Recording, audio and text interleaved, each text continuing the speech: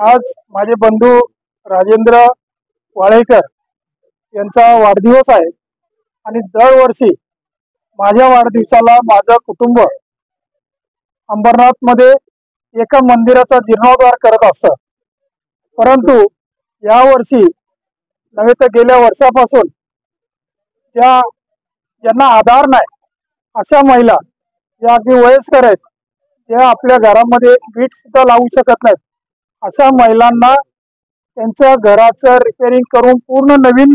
बांधून त्यांना पुढचं आयुष्य सुखाने जगता यावं, त्यांना त्या घरामध्ये राहता यावं, अशा प्रकारची 2 घरं या वर्षी राजेंद्र वाळेकर यांच्या वाढदिवसानिमित्त गेल्या 2 महिन्यामध्ये त्याचं काम चालू होतं, ती बांधून दिलेली आहेत आणि त्याचा वाढदिवसानिमित्त केक कापतात, लोक मजा करतात। परंतु या कुटुंबानी, वाळेकर कुटुंबानी आज असं ठरवलं की या 2 महिलांना आधार द्यावा, त्यांचा आपण आधार बनावं, त्यांच्या आयुष्यामध्ये आपण सुख कसं येईल, त्यांना आनंद कसा मिळेल याचा विचार करून आम्ही त्या 2 अनाथ महिलांना आज घर बांधून दिलेली आहेत। मला ईश्वर चरणी हीच प्रार्थना करायची आहे की अशीच उत्तरोत्तर आमच्याकडून सेवा अंबरनाथकरांची घडत राहो।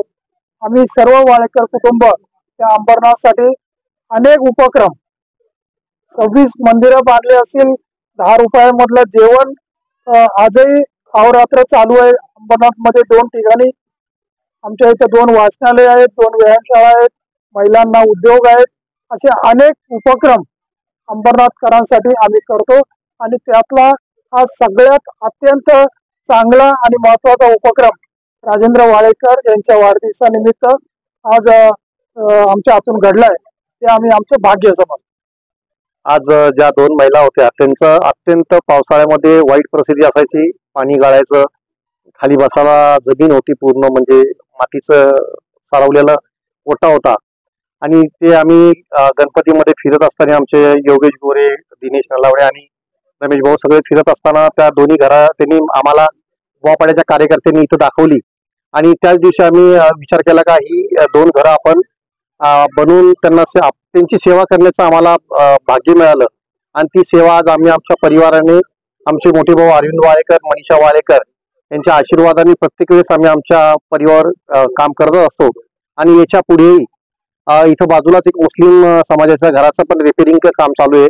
आणि भास्कर नगर मध्ये सुद्धा एक निराधार महिला आहे, तिच्या पण घराचं काम आम्ही लवकरच चालू करतोय। असे इतर घरं ज्याला राहण्यासाठी छप्पर नसेल, मंदिर मस्जिद बनवण्यापेक्षा एखाद्या गोरगरिबाला आपण जर घर बनवून दिलं तर मला वाटतं आपलं भाग्य समजतो, कारण का ह्याच दृष्टिकोनातून आमचा वाळेकर परिवार अहोरात्र मेहनत करून आमच्या स्वखर्चाने हे सगळं करत असतो आणि आमच्या सर्व कार्यकर्ता, महिला आघाडी, युवा सेना यांच्या आशीर्वादाने आमचे श्रीकांत शिंदे, एकनाथ शिंदे साहेब यांच्या आशीर्वादाने हे सगळे कार्य आम्ही करत असतो। एवढेच बोलून मी माझे 2 संपवतो।